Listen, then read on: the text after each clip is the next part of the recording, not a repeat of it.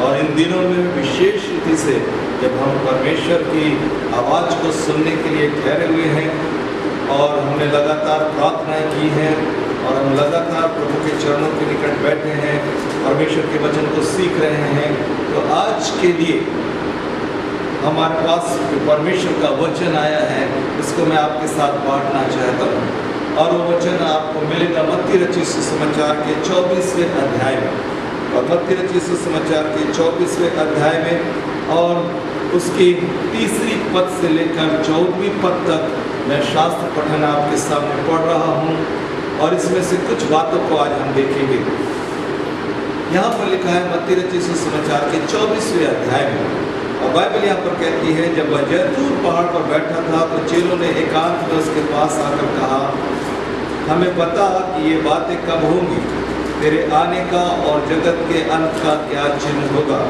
यीशु ने उनको उत्तर दिया, सावधान रहो, कोई तुम्हें ना भरमाने पाए, क्योंकि बहुत से ऐसे होंगे जो मेरे नाम से आकर कहेंगे मैं मसीह हूँ, और बहुतों को भरमाएंगे। तुम लड़ाइयों और लड़ाइयों की चर्चा सुनोगे तो घबरा ना जाना, क्योंकि इनका होना अवश्य है, परंतु उस समय अंत नहीं होगा। क्योंकि जाति पर जाति और राज्य पर राज्य चढ़ाई करेगा, और जगह जगह अकाल पड़ेंगे और भूकंप होंगे। ये सब बातें पीड़ाओं का आरंभ होगी। तब वे क्लेश देने के लिए तुम्हें पकड़वाएंगे और तुम्हें मार डालेंगे, और मेरे नाम के कारण सब जाति के लोग तुमसे बैर रखेंगे। तब बहुत से ठोकर खाएंगे और एक दूसरे को पकड़वाएंगे और एक दूसरे से बैर रखेंगे। बहुत से झूठे भविष्यवक्ता उठ खड़े होंगे और बहुतों को भरमाएंगे। अधर्म के बढ़ने से बहुतों का प्रेम ठंडा पड़ जाएगा, परंतु जो अंत तक धीरज धरा रहेगा उसी का उद्धार होगा। और राज्य का यह सुसमाचार सारे जगत में प्रचार किया जाएगा कि सब जातियों पर गवाही हो, तब अंत आ जाएगा। परमेश्वर अपने वचन के पढ़े जाने पर आशीष दे। यहाँ पर आज एक विषय के ऊपर मैं आपका ध्यान आकर्षित करना चाहता हूँ, और वो है 14वीं पद। और 14वीं पद हमसे कहती है, और राज्य का ये सुसमाचार सारे जगत में प्रचार किया जाएगा कि सब जातियों पर गवाही हो, तब अंत आ जाएगा। यहाँ पर अंत कब आएगा, इस बात को हमें समझने की आवश्यकता है। अंत कब आएगा? अभी जितनी भी भविष्यवाणियां प्रभु यीशु के वचन के अंदर में हैं, वो लगातार एक एक करके पूरी होती जा रही हैं। 350 के करीब भविष्यवाणियां तो यीशु मसीह के आगमन से लेकर अब तक ये भविष्यवाणियां पूरी हो चुकी हैं। कुछ और भविष्यवाणियां बची हैं जो पूरी होने वाली हैं, और बाइबल हमको बताती है कि ये सब बातें जो यहाँ पर लिखी हुई है मत्ती रचित सुसमाचार के 24वें अध्याय में, मरकुस रचित सुसमाचार के 13वें अध्याय में, लूका रचित सुसमाचार के 21वें अध्याय में, इन तीनों पुस्तकों के अंदर में प्रभु यीशु मसीह ने अंत के विषय में बताए हैं। और वहाँ पर कुछ चिन्हों को प्रभु यीशु यहाँ पर प्रकट करते हैं, कुछ चिन्हों के विषय में बताया गया है, और जिन चिन्हों को वर्तमान समय में हम पूरा होते हुए देख रहे हैं। हम देख रहे हैं महामारियों को, हम देख रहे हैं लड़ाइयों को, हम देख रहे हैं झगड़ों को, हम देख रहे हैं भूकंपों को, हम देख रहे हैं अकाल की सी स्थितियों को, और जितनी भी बातें यहाँ पर हम देखने को मिलती है, देख रहे हैं मसीही लोगों को सताने वाले बात को अगर हम देखें तो मसीहों को सताया भी जाता है, और तमाम प्रकार की जो बातें हैं वो सब पूरी हो रही हैं। लेकिन अभी भी अंत बाकी है, ये अंत नहीं है, परंतु इनका होना जरूरी है, ऐसे परमेश्वर का वचन कहता है। और जब ये घटनाएं घटे तब तुम ये नहीं समझ लेना कि अंत आ गया है, परंतु ये समझना कि इन बातों का होना आवश्यक है और ये बातें होगी। लेकिन जो वास्तव में अंत आएगा वो अंत कैसा होगा, उसके विषय में 14 पद कहती है। यहाँ पर लिखा है कि राज्य के सुसमाचार का प्रचार सारे जगत में किया जाएगा और सब जातियों पर गवाही होगी, और तब अंत आएगा। इसका मतलब है अंत के लिए जरूरी है कि सब जाति के लोगों में यीशु मसीह की गवाही हो। सुसमाचार सुनाया जाए और सुसमाचार सुनाए जाने के बाद उस सुसमाचार से मसीह की गवाही होना चाहिए। और जब मसीह की गवाहियां सब जाति के अंदर में, सारे नेशंस के अंदर में हो जाएगी, तब बाइबल बताती है अंत आ जाएगा। इसका मतलब है जब तक अंत नहीं आ रहा है तब तक ये जो घटनाएं हैं ये लगातार घटती चली जाएंगी। अगर आप भविष्यवाणियों को देखें तो जिस समय यीशु मसीह ने इन बातों को चेलों के ऊपर में प्रकट किया कि मंदिर जो है वो तोड़ा जाएगा, मंदिर टूटेगा, और मंदिर टूटा, एक बार नहीं परंतु 2 बार टूट चुका है। अकाल लगातार आते रहे हैं, महामारियां आती रही हैं, मसीहियों को सताया जाना हिटलर के समय से चालू है और लगातार मसीहत सताई जाती है। ये सब कुछ हो रही है, लेकिन अंत के लिए जो सबसे महत्वपूर्ण बात है वो है राज्य का सुसमाचार हर एक जाति पर पहुंचना चाहिए। इसका मतलब है अंत के लिए सुसमाचार का हर जाति में प्रचार किया जाना और उस सुसमाचार के प्रभाव में हर जाति में गवाही का आना बहुत ज्यादा महत्वपूर्ण है।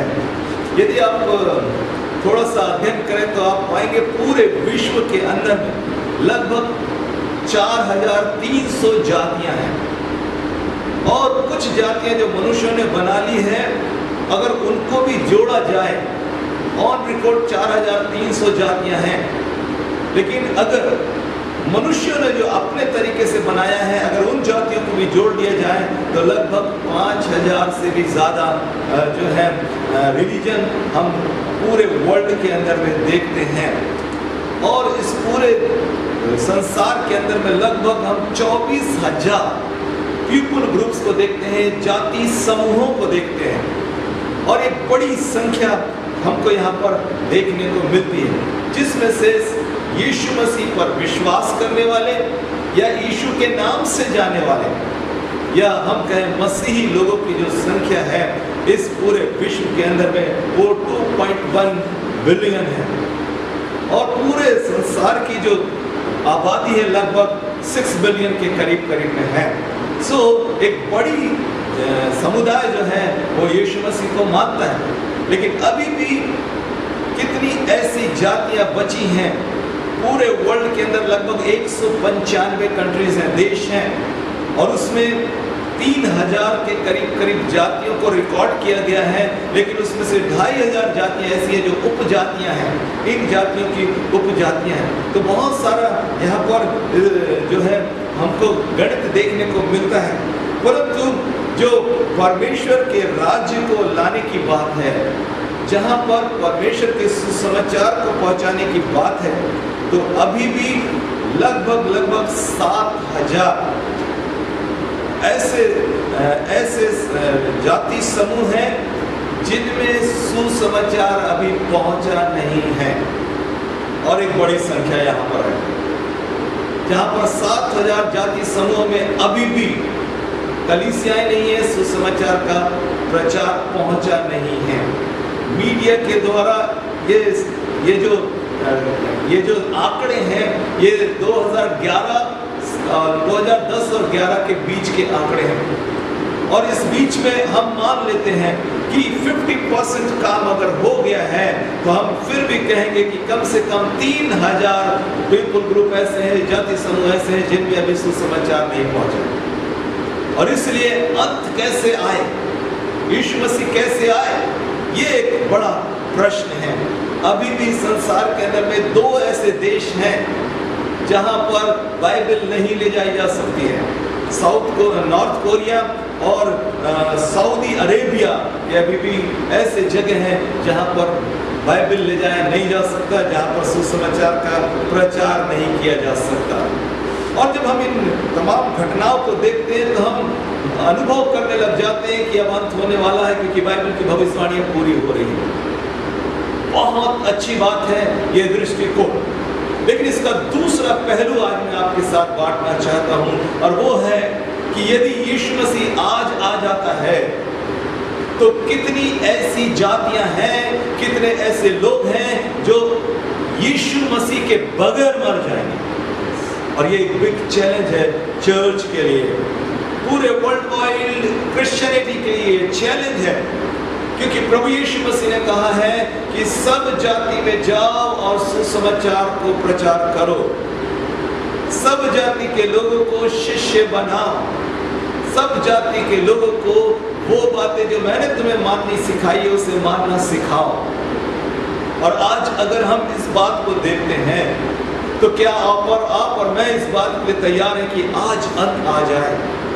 मेरे प्रियो, कितने ऐसे लोग हैं जो विनाश की कगार पर पहुंच जाएंगे। सिर्फ 1,20,000 लोगों के लिए परमेश्वर ने नीनवे के अंदर में विनाश को रोक दिया था, क्योंकि वो 1,20,000 लोग उसमें थे। और जब उन्होंने पश्चाताप किया, परमेश्वर ने वहां पर अपने योजना को बदल दिया। परमेश्वर दुष्ट के मरने से प्रसन्न नहीं होते हैं, परंतु परमेश्वर प्रसन्न होते हैं कि एक व्यक्ति मन फिरा ले। और इसलिए इन दिनों में जितना आप अंत का इंतजार कर रहे हैं, जितना आप रैप्चर का इंतजार कर रहे हैं, जितना आप यीशु के साथ उठाए जाने का इंतजार कर रहे हैं, उससे डबल और ट्रिपल इस बात का इंतजार आपको और मुझे करने की आवश्यकता है कि सब जाति के लोग सुसमाचार को सुने, ताकि एक बड़ी भीड़ यीशु मसीह के सिंहासन के सन्मुख में खजूर की डाली लेकर सफेद वस्त्र पहनकर मेमने का जय जयकार करने पाए। प्रकाशित वाक्य की पुस्तक 7वें अध्याय की 9 पद के आगे ऐसा परमेश्वर का वचन कहता है। मेरे प्रियो, बड़ा चैलेंज है मसीही विश्वासियों, मसीही सेवकों, अब काम डबल फोर्स के साथ करने की जरूरत है। क्योंकि यदि हमने कार्य नहीं किया, यदि हमने सुसमाचार को सुनाया नहीं, यदि हमने जो मौका हमें मिला है सुसमाचार सुनने का और सुनाने का, यदि हमने उस मौके का इस्तेमाल नहीं किया है, तो मेरे प्रियो, ये हमारे लिए बड़ी शर्म की बात हो जाएगी। हमारे लिए ये बड़ी असमंजस की स्थिति हो जाएगी कि हमको मौका मिला था लेकिन हमने शुभ समाचार को सुनाया नहीं। बाइबल हमको बताती है कि राज्य का सुसमाचार प्रचार करना जरूरी है। जैसे ही सेवकाई को शुरू किए, जैसे ही प्रभु यीशु मसीह की सेवकाई शुरू हुई, उन्होंने सीधे यही प्रचार करना शुरू कर दिया। अगर आप मत्ती रचित सुसमाचार के 4 अध्याय की 17 पद को पढ़ते हैं तो बाइबल यहाँ पर कहती है, उस समय से यीशु ने प्रचार करना और यह कहना आरंभ कर दिया। यीशु मसीह ने यह कहना आरंभ कर दिया कि मन फिराओ क्योंकि स्वर्ग का राज्य निकट है। यीशु मसीह ने चंगाई का प्रचार पहले नहीं किया, यीशु मसीह ने और दूसरी विनाश का प्रचार यीशु मसीह ने नहीं किया, परंतु यीशु मसीह ने किया मन फिराओ क्योंकि स्वर्ग का राज्य निकट है। एक शुभ संदेश देने के लिए प्रभु यीशु आए कि उन्होंने कहा स्वर्ग का राज्य निकट है और उसके लिए मन फिराना जरूरी है। और बाइबल हमको बताती है प्रियो, ये जो प्रचार था जो प्रभु यीशु मसीह कर रहे थे, वो राज्य का प्रचार कर रहे हैं। और जब कभी हम यीशु मसीह के संदेशों को पाते हैं तब हम देखते हैं, चाहे वो बीमारों को प्रचार करने की बात हो, चाहे वो बीमारों को चंगा करने की बात हो, चाहे वो आश्चर्य कर्मों की बात हो, सब के बीच में यीशु मसीह ये बात बहुत जरूर चाहते थे कि लोग मन फिराएं और परमेश्वर के राज्य में शामिल हो जाएं। और अब बाइबल हमको बताती है, लिखा हुआ है 4 अध्याय में, मत्ती रचित सुसमाचार के 4 अध्याय की 23 पद कहती है, यीशु सारे गलील में फिरता हुआ उनके आराधनालयों में उपदेश करता और राज्य का सुसमाचार प्रचार करता और लोगों को हर प्रकार की बीमारी और दुर्बलताओं से दूर करता रहा। जब हम मत्ती रचित सुसमाचार को पढ़ते हैं तो यहाँ पर राज्य के प्रचार के विषय में लिखा है, लेकिन जब हम मरकुस रचित सुसमाचार और लूका रचित सुसमाचार पढ़ते हैं वहां पर परमेश्वर के राज्य के प्रचार के विषय में लिखा हुआ है। और यहाँ पर जो थियोलॉजियंस हैं उनके दिमाग में 2 प्रकार की मानसिकता है। एक मानसिकता यह है कि स्वर्ग के राज्य का एक अलग विषय है और परमेश्वर के राज्य का एक अलग विषय है। लेकिन थियोलॉजियंस के हिसाब से चाहे जो भी हो, अगर ये दोनों अलग अलग हैं, यदि ये स्वर्ग का राज्य और परमेश्वर का राज्य अलग अलग है, तो भी एक बात दोनों में एकदम सेम है, वो है राजा एक ही है। हालेलुया। राजा एक ही है, चाहे वो स्वर्ग के राज्य की बात करें, चाहे परमेश्वर के राज्य की बात करें, यहाँ पर राजा एक ही है, अर्थात प्रभु यीशु मसीह। और उसके राज्य के लिए परमेश्वर का वचन कहता है प्रचार करना जरूरी है, उसका सुसमाचार देना जरूरी है। और अगर ये हम नहीं कर पाते हैं तो हम परमेश्वर के राज्य को या स्वर्ग के राज्य को किस रीति से लोगों के सम्मुख में दिखा सकते हैं या बता सकते हैं। बाइबल का अध्ययन करने के बाद हमको समझ में आता है कि राज्य का समाचार क्या है, वो समाचार जो हर जाति पर पहुंचना है वो आखिर क्या है। अगर इस बात को हमें समझना है तो हमको राजा के राज्य को समझने की आवश्यकता है, मतलब किंगडम को समझने की आवश्यकता है। और किंगडम के अंदर में, राष्ट्र के अंदर में, राज्य के अंदर में राजा ही सब कुछ होता है। और इसलिए जाने कि जिस राजा का हम प्रचार कर रहे हैं वो प्रभु यीशु मसीह है। वो राजाओं का राजा और वो प्रभुओं का प्रभु है। और इस बात का प्रचार हर जाति में होना जरूरी है कि इस ब्रह्मांड का, और न केवल इस ब्रह्मांड का परंतु स्वर्ग का और पृथ्वी का राजा जो है वो प्रभु यीशु मसीह है, और उसके अलावा और कोई राज्य नहीं कर सकता। पिता, पुत्र और पवित्र आत्मा ही है जो राज्य करते हैं, जो राजा हैं। और उसके राजत्व, उसके राजा होने को हर एक जाति, हर एक धर्म, हर एक समुदाय को उसके राजा होने को स्वीकार करना होगा। दूसरे शब्दों में मैं कहूं कि यीशु को राजा बोलकर स्वीकार करना ही होगा, क्योंकि वो राजा है। अब कई लोग कहेंगे कि हम उसको राजा नहीं मानते, तो मैं आपसे कहूंगा सूर्य का काम है, वो निकलता है और सबको रोशनी देता है। और यदि कोई ये कहे कि ये सूर्य नहीं चंद्रमा है, ये उसकी मूर्खता है।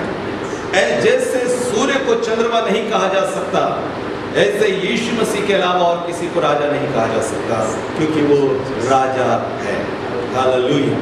दूसरी बात, राजा जो है उसके पास में राज्य के ऊपर में अधिकार होता है। राजा के राज्य में और किसी के पास में अधिकार नहीं होता, परंतु सिर्फ और सिर्फ राजा का अधिकार होता है, और उस व्यक्ति का अधिकार होता है जिसे राजा अधिकार देता है। और इसको खरीदा नहीं जा सकता है, परंतु ये राजा की तरफ से दिया जाने वाला अधिकार है। और बाइबल हमको बताती है, परमेश्वर का वचन हमको बताता है कि हमारा जो राजा है, जिसका नाम प्रभु यीशु मसीह है, वो राजा है क्योंकि वो राजा है, और क्योंकि उसके पास में जमीन और आसमान का सारा अधिकार है। और कोई ऐसा व्यक्ति नहीं है जिसने ये स्टेटमेंट दिया हो कि आसमान और जमीन का सारा अधिकार मेरे पास है। जरूर अमेरिका के ऊपर में अधिकार अमेरिका के राष्ट्रपति का है, भारत के ऊपर में अधिकार भारत के प्रधानमंत्री का है, लेकिन भारत हो या अमेरिका हो, चाइना हो या फिर यूरोप हो, सबका जो राजा है वो यीशु मसीह है। इसलिए उसकी प्रधानता हर एक को ग्रहण करना ही होगा। मेरे प्रियो, ये घटनाएं हम सबको उस ओर ले जा रही हैं जहां पर राजा को स्वीकार किया जाए। दूसरी बात जो हम देखते हैं कि राजा के पास संपूर्ण सामर्थ्य भी है, वो सब कुछ कर सकता है। और ये प्रचार दुनिया के अंदर में हर जाति हर समुदाय के अंदर में होना जरूरी है कि सारी सामर्थ्य का प्रभु यीशु मसीह है। वो सब कुछ कर सकता है। तीसरी बात जो मैं आपसे कहूं वो ये है कि राजा का जो आदेश है वो राज आज्ञा है। परमेश्वर जो आदेश देंगे वो आज्ञा है, वो कानून है। क्योंकि जब वो बोलता है तो जो कुछ वो बोलता है वो कानून बन जाता है। बाइबल में हमको देखने को मिलता है कि परमेश्वर के पास में सारी सामर्थ्य है। वो इतना सामर्थ्य है जिसकी उपस्थिति में पहाड़ मेढ़ों की नाई कूदने और फांदने लग जाते हैं। यरदन नदी उल्टी बहने लग जाती है, समुद्र फट जाता है, बीच से रास्ता देता है। जो खड़ा होता है और आंधी को थामता है तो आंधी रुक जाती है, तूफान को बोलता है रुक जा तो वो रुक जाती है। ये वो प्रभु है। ये सिर्फ आश्चर्य कर्म करने वाला प्रभु नहीं है, परंतु ये वो प्रभु है जिसके पास में संपूर्ण सामर्थ है। ये वो प्रभु है जो राजाओं को नियुक्त करता है, और ये वो प्रभु है जो राजाओं को गिराता है। और इसलिए मेरे प्रियो, जब तक लोग इस बात को ना जाने, ये वो सुसमाचार है जो राज्य का समाचार है। बाइबल कहती है, परमेश्वर का वचन हमको बताता है, तो जो राजा है जो कुछ भी उसके राज्य में है वो उसकी सारी संपत्ति राजा की होती है। इसका मतलब है सारे विश्व के अंदर में जो कुछ भी है वो परमेश्वर का है। और इसलिए मैं आपसे कहना चाहता हूं, हर जाति, हर कुल, हर भाषा परमेश्वर की है। और इसलिए उसको परमेश्वर के नजदीक में लाना, उसको परमेश्वर के हाथों में होना बहुत जरूरी है। फिर जो राजा होता है उसकी अपनी भाषा होती है, और परमेश्वर का वचन बताता है कि हमारा जो राजा है उसने अपनी भाषा को, अर्थात स्वर्गीय भाषा को कलीसिया में दे रखा है, और इस भाषा को हर एक को जानना है। और वो है परमेश्वर की भाषा, अर्थात आत्मा की भाषा, अर्थात अन्य भाषा। बहुत लोग हैं जो अन्य भाषा के विरोध में हैं। माफ करिए, वो आपकी समझ है, लेकिन सच्चाई बदली नहीं जा सकती। आत्मा की एक भाषा है, और वो भाषा बोली जानी जरूरी है, और वो भाषा बोली जाती है, और उस भाषा को लोग समझते भी हैं, क्योंकि उस भाषा को समझने के लिए परमेश्वर ने वरदान भी दिया है। अब जिन्होंने कभी अन्य भाषा नहीं बोली है वो जरूर इस बात का प्रचार कर सकते हैं कि अन्य भाषा कोई चीज नहीं है, क्योंकि उनके पास में वो सामर्थ, वो अभिषेक आया नहीं है। और इसलिए भरमाने वाले लोगों की बातों को ना सुने, परंतु परमेश्वर के वचन को सीखें, क्योंकि परमेश्वर के राज्य की एक भाषा है। अगर आप संसार के अंदर में राज्यों को देखेंगे, जब मराठा लोग हिंदुस्तान पर राज करने आए थे तो उन्होंने मराठी लेकर आए थे। जिस समय मुगलों ने इस देश पर राज किया था उस समय उन्होंने अरबी और उर्दू को लेकर आया था। और जिस समय अमेरिका, इंग्लैंड के लोगों ने इस देश पर राज किया, उन्होंने अंग्रेजी को लेकर आया था। और ऐसे जब परमेश्वर राज्य करता है तो वो अपनी भाषा लेकर आता है, अर्थात आत्मा की भाषा।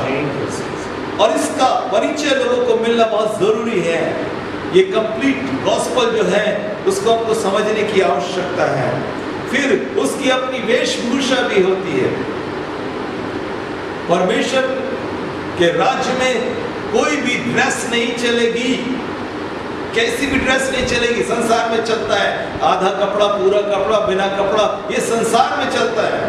लेकिन परमेश्वर के राज्य में एक विशेष वेशभूषा है, और उस वेशभूषा को कलीसिया को समझने की आवश्यकता है। आगे मैं बताऊंगा। फिर परमेश्वर के राज्य में परमेश्वर की अपनी शासन प्रणाली है। वो अपनी शासन प्रणाली के अनुसार शासन करता है। बाइबल हमको बताती है ये सुसमाचार हर जाति, हर कुल, हर भाषा में पहुंचना है परमेश्वर के राज्य का। और ये परमेश्वर के राज्य का सुसमाचार के अंदर में कौन सी बातें हैं? पहली बात हमने कहा था कि वो राजा है। राजा है का मतलब है वो सब कुछ कर सकता है, और इसलिए हम इस बात को समझें कि राज्य का जो सुसमाचार है उसकी पहली आवश्यकता ये है कि लोग मन फिराएं, अपने पापों से फिरें, पश्चाताप करें और उनके पाप उनके अंदर से साफ कर दिए जाएं। हालेलुया।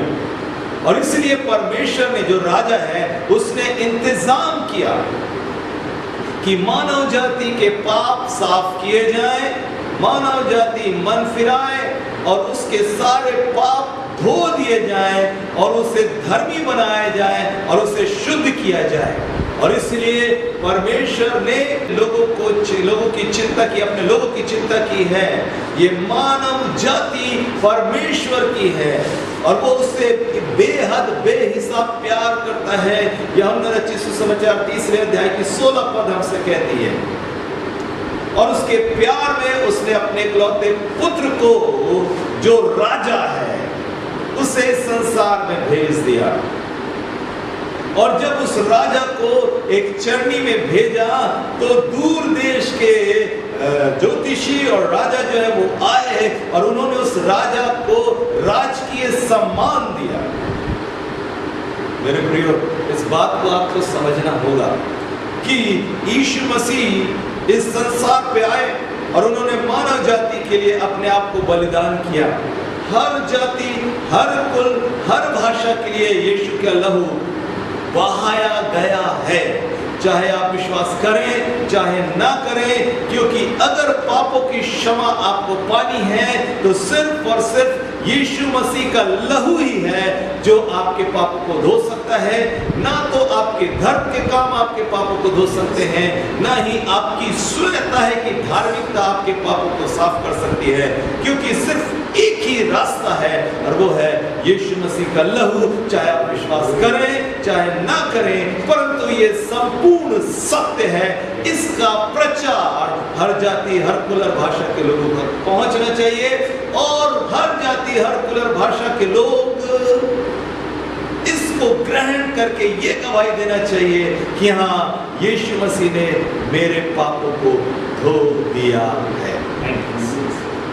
हर जाति पर गवाही लिखा है, सुसमाचार भर नहीं लिखा। गवाही का मतलब है एक व्यक्ति आकर इस बात के विषय में लोगों को बताए, हर जाति में से जो पूरे विश्व के अंदर में जो जातियां हैं लगभग 4300, वो 4300 जातियों में से हर जाति में से व्यक्ति आकर ये कहे कि यीशु मसीह ही प्रभु है, अंत आ जाएगा, अंत आ जाएगा। यही बात मत्ती 24:14 कह रही है। जो मैंने सीखा वो बात मैं आपसे कह रहा हूं। अलग अलग विचार हो सकते हैं, लेकिन जरूरी है कि लोग यीशु मसीह को प्रभु करके स्वीकार करें। और अगर वो स्वीकार नहीं कर रहे हैं तो कलीसिया के कंधे पर एक बोझ है। बाइबल कहती जब तक कोई भेजे ना कौन जाएगा, जब तक कोई जाए ना लोगों को कैसे सुनाएगा, और जब तक कोई सुनाए ना तब तक वो कैसे मन फिरा सकते हैं। और इसलिए इन दिनों में पूरी दुनिया की कलीसियाओं को अब ये सोचने की आवश्यकता है कि सुसमाचार कैसे हर जाति तक पहुंच जाए, परमेश्वर का राज्य का सुसमाचार सब जाति तक कैसे पहुंचे, इसके लिए स्ट्रेटेजी की जरूरत है। क्योंकि आपके रोकने से भूकंप नहीं रुकेगा, आपके रोकने से महामारी नहीं रुकने वाली है।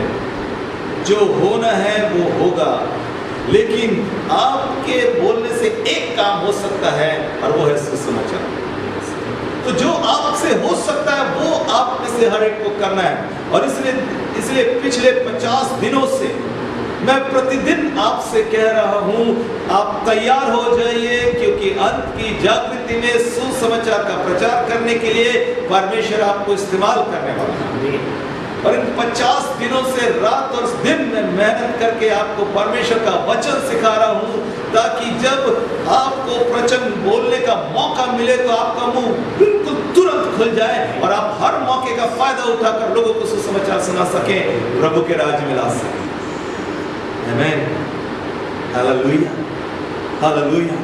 पिछले 50 दिन जो लॉकडाउन के हैं वो व्यर्थ नहीं जाने दिया है हमने, परंतु प्रतिदिन सुबह और शाम हमने परमेश्वर का वचन सिखाया है।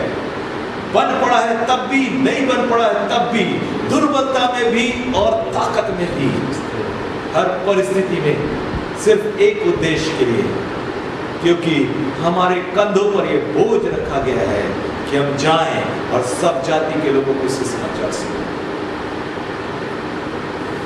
चर्च और जितने लोग आप सुन रहे हैं, आपको बोझ लेना होगा, आपको बोझ लेना होगा, क्योंकि आप पर और मुझ पर परमेश्वर की दृष्टि है।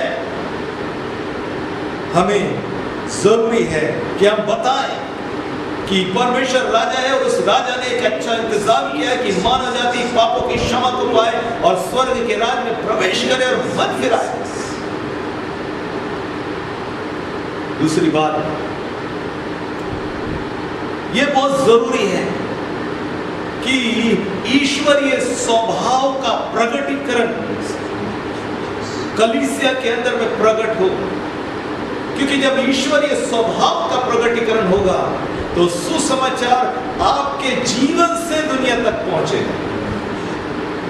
सिर्फ बोलने मात्र से सुसमाचार नहीं जाता है, सुसमाचार जीवन शैली से भी जाता है। पौलुस कहता है, मैंने तुम्हें पत्रियों की नाई लिखा है, मैंने तुम्हें पत्रियों के समान लिखा है। जैसे लेटर पढ़ा जाता है, ऐसे मैंने तुम्हारी जिंदगी को बनाने की कोशिश की है, ताकि जब तुम खड़े हो तो तुम्हारी जिंदगी पढ़ ली जाए और उस जिंदगी में यह लिखा रहे, यीशु ही राजा है।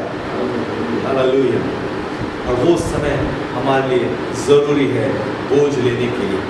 तीसरी बात जो मैं आपसे कहना चाहता हूं वो ये कि परमेश्वर जो आज्ञा दे रहे हैं, अगर हमने उनके राजस्व को स्वीकार किया, उनके राजा होने के को स्वीकार कर लिया है, तो बाइबल कहती है हम उसकी आज्ञा को मानना सीखेंगे, हम उसकी आज्ञा को मानेंगे। यीशु मसीह ने भी दुख उठा कर आज्ञा मानी सीखी, और इसलिए जब सुसमाचार का प्रचार करने का मौका आएगा, आप दुख उठाने के लिए भी तैयार हो जाएंगे, क्योंकि सुसमाचार तेजों में है। सुसमाचार इतना तेज से भरा हुआ है कि अंधकार वहां पे खड़ा नहीं रह सकता, और जब आप अंधकार पर आक्रमण करेंगे तो अंधकार ऑटोमेटिकली आपके ऊपर में वो आक्रमण करेगा। लेकिन आपको मैं बताना चाहता हूं, अंधकार का आक्रमण कभी भी ज्योति के लोगों पर प्रभाव नहीं डाल सकता, यदि ज्योति के लोग ज्योति में चलते हैं तो। और इसलिए मेरे प्रियो, इस बात को हमें समझना होगा। हालेलुया। परमेश्वर के पास में अपने आर्थिक नियम होते हैं। परमेश्वर का जब राज्य है तो उसकी इकोनॉमी उसके आधार पर चलती है, उसके कानून के हिसाब से चलती है। और परमेश्वर ने बहुत बड़े बड़े पैकेजों का पहले से बाइबल के अंदर में उसने रिलीज कर दिया है, लेकिन उनको इस्तेमाल में लाने के लिए एक एक कुंजियां दिया हुआ है। हर दरवाजे की एक कुंजी है, और वो कुंजियां यीशु मसीह हमको दे चुके हैं, बता चुके हैं। और अगर आपका इकोनॉमिक सिस्टम, आर्थिक सिस्टम जो है बिगड़ गया है, और अगर आप परमेश्वर के राज में आ जाएंगे तो आपका ये सिस्टम वापस ठीक हो जाएगा, रिस्टोर हो जाएगा। Hallelujah, praise the Lord. परमेश्वर आपके आर्थिक सिस्टम को ठीक करने में शक्ति रखता है, क्योंकि वो सामर्थ्य है। हालेलुया। लोग बड़ी परेशानियों में जीवन को बिता रहे हैं, लेकिन जब आप परमेश्वर के राज्य में आते हैं तो आपको चिंता करने की जरूरत नहीं है। परमेश्वर के राज्य में आपकी इकोनॉमी एकदम ऑर्डर में आ जाती है, क्योंकि राज्य कौन कर रहा है? वो परमेश्वर कर रहा है। तो फिर जितना भी रिसोर्स है वो कहां से आने वाला? वो परमेश्वर के पास में आने वाला, परमेश्वर के पास से आने वाला। और इसलिए परमेश्वर आपके रिसोर्स बन जाएंगे, आर्थिक स्रोत बन जाएंगे, और आपके पास डिवाइन जो है आर्थिक जो जरूरत है वो आपको डिवाइन रूप से मिलने लगेगी, अलौकिक रूप से। अलौकिक रूप से का मतलब क्या है? पिछले दिनों में हमने गवाही सुन लिया है।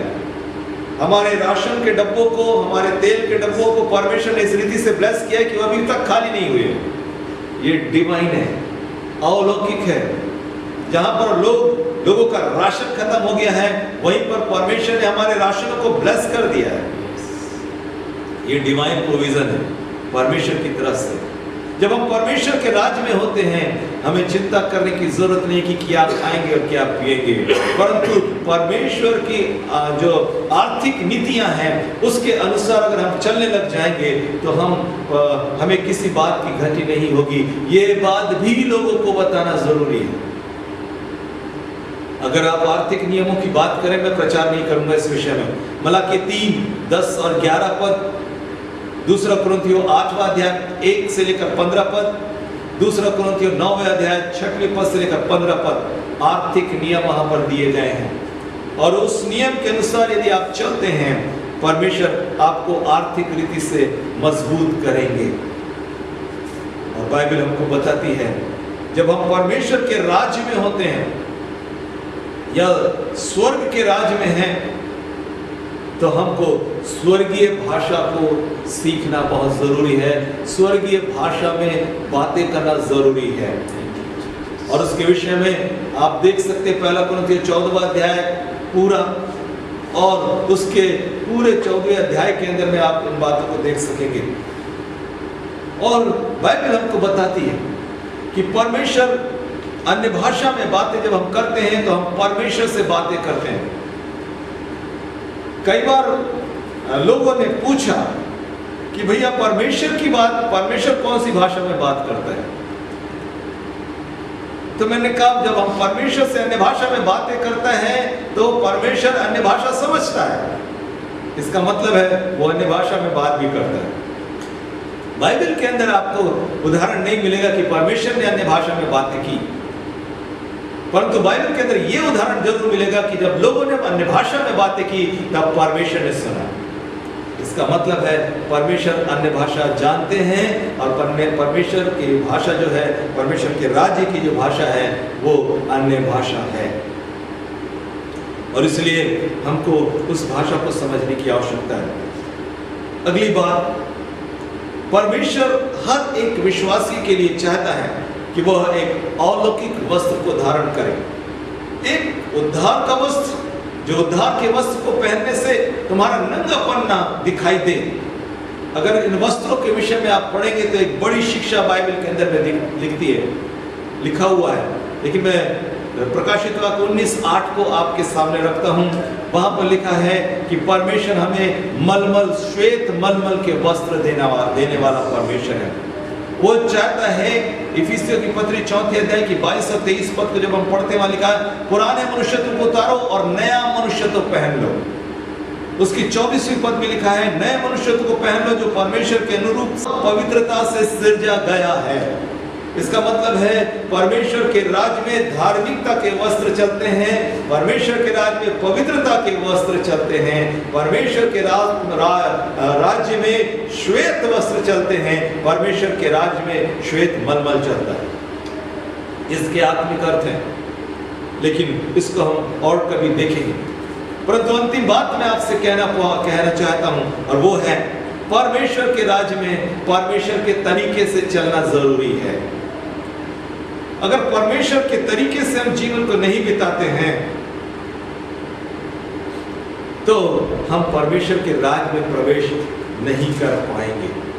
बाइबल हमको बताती है प्रियो, परमेश्वर के राज्य का सुसमाचार जब तक सब जाति के लोगों में पहुंच ना जाए तब तक अंत नहीं आएगा। इसका मतलब है अंत को लाने के लिए मुझको और आपको भी कुछ करना पड़ेगा। इस पूरे संदेश का जो सार है वो ये है कि मैं आपको प्रोत्साहित करूं कि जो भी व्यक्ति आपसे टकराए, जो भी व्यक्ति आपसे मिले, आपका जवाबदारी बनता है कि आप उनको सुसमाचार सुनाएं कि यीशु मसीह राजा है और उसने आपके लिए एक इंतजाम कर रखा है, और वो इंतजाम उसके लहू के अंदर में है, और उसके लहू पर विश्वास करने के द्वारा आपके पाप क्षमा हो जाएंगे और आप स्वर्गीय राज्य में प्रवेश करेंगे, जहां पर वो आपकी हर एक आवश्यकताओं को पूरा करने के लिए सक्षम है। Hallelujah, hallelujah. किसी ने पूछा यीशु मसीह से कि प्रभु, परमेश्वर का जो राज्य है उसको हम कैसे समझें? यीशु मसीह ने कहा, यदि मैं परमेश्वर की आत्मा के द्वारा दुष्ट आत्माओं को निकालता हूं तो ये बात समझो कि परमेश्वर का राज्य निकट है।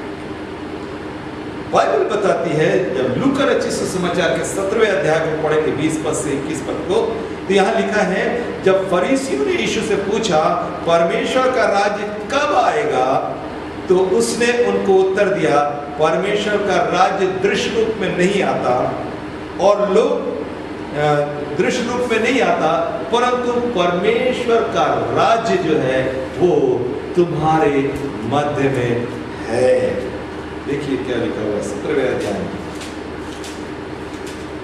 यहां लिखा है, जब फरीसियों ने उनसे पूछा कि परमेश्वर का राज्य कब आएगा, तो उसने उनको उत्तर दिया, परमेश्वर का राज्य दृश्य रूप में नहीं आता और लोग ये ना कहेंगे देखो यहाँ है या वहां है, क्योंकि देखो परमेश्वर का राज्य तुम्हारे बीच में है। हालेलुया। अब अंतिम बात मैं आपको बता रहा हूं, उसको समझना। परमेश्वर का राज तुम्हारे बीच में, मतलब विश्वासियों के बीच में परमेश्वर का राज है। अब ये परमेश्वर का राज जो विश्वासियों के बीच में है या कलीसिया में है, इसको पूरी दुनिया में फैलना है। ये कैसे फैलेगा? ये बहुत तेजी से फैलता है। ये कैसे फैलता है? मत्ती रचित सुसमाचार का 13वां अध्याय और 13वें अध्याय के 33 पद में लिखा है, उसने एक और दृष्टांत उन्हें सुनाया, स्वर्ग का राज खमीर के समान है, जिसको किसी स्त्री ने लेकर 3 पसेरी आटे में मिला दिया और होते होते सब खमीर हो गया। चर्च को संसार के अंदर में जाना है, तो चर्च के अंदर जो राज्य है वो संसार के अंदर चला जाएगा। इसका मतलब ही है, जब तक सुसमाचार संसार में नहीं जाएगा, राज्य नहीं है। और जैसे ही संसार में राज्य जाएगा, ये खमीर के सामान काम करेगा। एक ही रात में पूरा आटा खमीर हो जाता है। यदि सारी कलीसियां तैयार हो जाए सुसमाचार के लिए, एक दिन काफी है, एक साल काफी है, एक महीना काफी है। लेकिन ये कब होगा? जब मैं और आप तैयार। हालेलुया। मैं और आप तैयार राज्य के प्रचार करने। घटनाओं को मत देखिए, ये आती रहेंगी, ये होती रहेंगी और होगी और होगी। इसको देखकर सिर्फ आप एक बात बोल सकते हैं, प्रभु का आना निकट है। लेकिन जब आप प्रचार करेंगे तब आप कहेंगे प्रभु आ रहा है, क्योंकि परमेश्वर इन 6 बिलियन 6 करोड़ 6 अरब से भी ज्यादा लोगों को बचाने में इंटरेस्ट रखता है, उनको मारने में इंटरेस्ट नहीं रखता। अन्य जातियों का समय पूरा होने पर है, इससे पहले कि अन्य जातियों का समय पूरा हो, जरूरी है कि अन्य जातियां बचा ली जाए। यहूदियों के लिए तो पौलुस प्रेरित कहता है, परमेश्वर जब उनकी ओर फिरेगा तो एक ही बार में पूरा काम हो जाएगा। लेकिन अभी चूंकि इजराइलियों ने, यहूदियों ने परमेश्वर यीशु को इनकार किया, इसलिए वो संसार की तरफ, अन्य जातियों की तरफ फिरा है। लेकिन जिस समय उसकी जाति के लोग उसको ग्रहण करने लग जाएंगे, परमेश्वर उस तरफ चला जाएगा और अन्य जातियों का समय खत्म हो जाएगा। इसलिए हमारे पास समय कम है और काम ज्यादा है।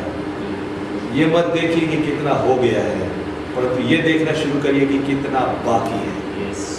और जिस दिन हमारी मानसिकता बदलेगी और हम ये सोचेंगे काम बहुत बाकी है, हम रोने लग जाएंगे, हम गिड़गिड़ाने लग जाएंगे, हम परमेश्वर के चरणों में बैठने लग जाएंगे, हम देखने लग जाएंगे परमेश्वर के राज्य के सपनों।